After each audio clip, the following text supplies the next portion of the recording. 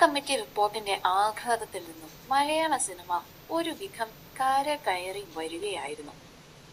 അപ്പോഴത് താരസംഘടനയായ അമ്മയ്ക്കുള്ളിൽ ആഭ്യന്തര കലഹങ്ങളും ചേരിതിരിവുകളും വലിയ ഒരു സ്ഫോടനത്തിന് വീണ്ടും വഴിമരുന്നിട്ടിരിക്കുന്നത്. ടിനി ടോമിനെ പൂർണ്ണമായും വില്ലൻ വേഷത്തിൽ നിർത്തിക്കൊണ്ട് അണിയറയിൽ നടക്കുന്ന മൂർച്ചയേറിയ നീക്കങ്ങളും നടിമാർ 3 തട്ടുകളിലായി പിരിഞ്ഞു നടത്തുന്ന കീക്കോ ഫൈറ്റുകളുമാണ് ഇപ്പോൾ ദേശ് കോളങ്ങളിലെ ഏറ്റവും വലിയ തീപിടിച്ച വാർത്ത. സംഭവങ്ങളുടെ തുടക്കം ടിനി ടോമിനെതിരെയുള്ള അൻസിബ ഹസന്റെ ഗുരുതരമായ വെളിപ്പെടുത്തലുകളോടുകൂടിയായിരുന്നു.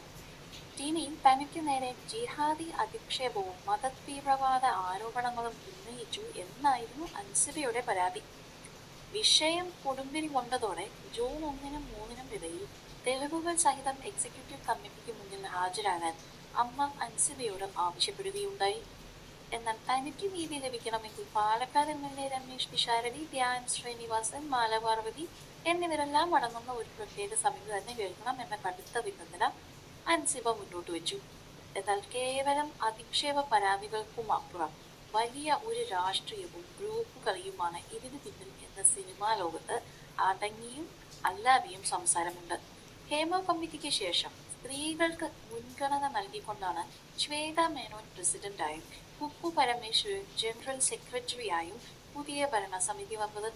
എന്നാൽ തുടക്കത്തിൽ അൻസിബയെ പിന്തുണച്ചിരുന്ന ടിനി ടോമും കുക്കു പരമേശ്വരനുമായി ചില ഈവന്റുകളുടെയും സ്പോൺസർഷിപ്പുകളുടെയും പേരിൽ അസ്വാരസ്യങ്ങൾ തുടങ്ങി.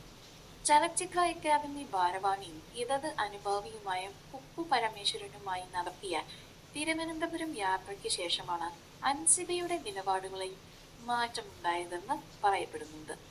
കോൺഗ്രസ് അനുഭാവിയായ ടിനി ടോമിനെതിരെ രാഷ്ട്രീയപരമായ നീക്കങ്ങൾക്ക് ഇത് ശക്തി പകർന്നു.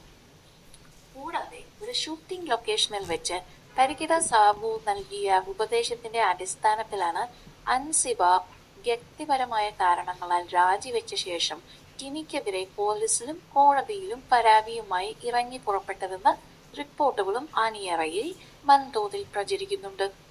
നടി നീന കുറുപ്പ് ഇതിന് പിന്തുണ നൽകിയിരുന്നെങ്കിലും കാര്യങ്ങൾ ഇത്രത്തോളം കൈവിട്ട് പോലീസ് കേസിലേക്കും കോടതി നടപടികളിലേക്കും നീങ്ങുമെന്ന് അവർ പോലും കരുതിയിട്ടുണ്ടാവില്ല. വംശീയവും വർഗീയവുമായ ആരോപണങ്ങൾ കൂട്ടിച്ചേർത്ത് ടിനി ടോമിനെ സിനിമയിൽ നിന്ന് തന്നെ പൂർണ്ണമായും ഇല്ലാതാക്കാൻ വലിയ ഒരു ഗൂഢാലോചന ഇതിന് പിന്നിൽ നടക്കുന്നുണ്ടെന്നാണ് ഒരു വിഭാഗം ആരോപിക്കുന്നത്. തനിക്കെതിരെ FIR-ഉം കടുത്ത ആരോപണങ്ങളും ഉയർന്നപ്പോൾ വലിയ മാനസിക വിഷമത്തോടെയാണ് ടിനി ടോം പ്രതികരിച്ചത്. ഞാനെല്ലാം കൃപാസനം മാതാവിന് സമർപ്പിച്ചിരിക്കുകയാണ്, ഉടമ്പടിയെടുത്ത് പ്രാർത്ഥിക്കുകയാണ്. അമ്മ എന്നെ സംരക്ഷിച്ചോളും. എനിക്ക് ഭാര്യയും മക്കളുമുള്ള കുടുംബമുണ്ട്. ഇത്രയും കാലത്തിനിടയിൽ ഞാൻ ഒരു സ്ത്രീയോടും മോശമായി പെരുമാറിയിട്ടില്ല.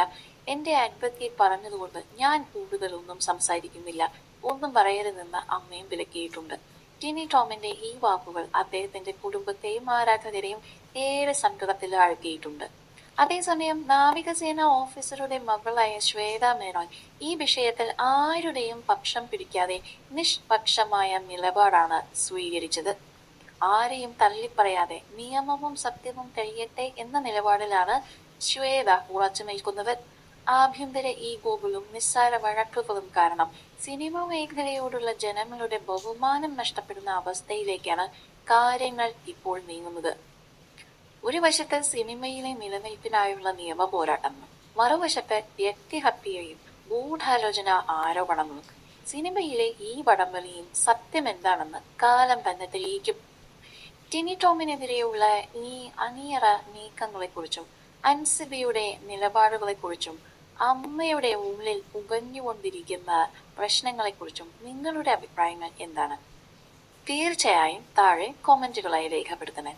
സിനിമ സീരിയൽ ചാനൽ രംഗത്തെ ഇത്തരം ചൂടുള്ള വിശേഷങ്ങൾക്കും ഉള്ളറ കഥകൾക്കുമായി ഞങ്ങളുടെ ഈ ചാനൽ ഇപ്പോൾ തന്നെ സബ്സ്ക്രൈബ് ചെയ്യുക, ഷെയർ ചെയ്യുക, ഫോളോ ചെയ്യുക, ലൈക്ക് ചെയ്യാൻ മറക്കരുതേ.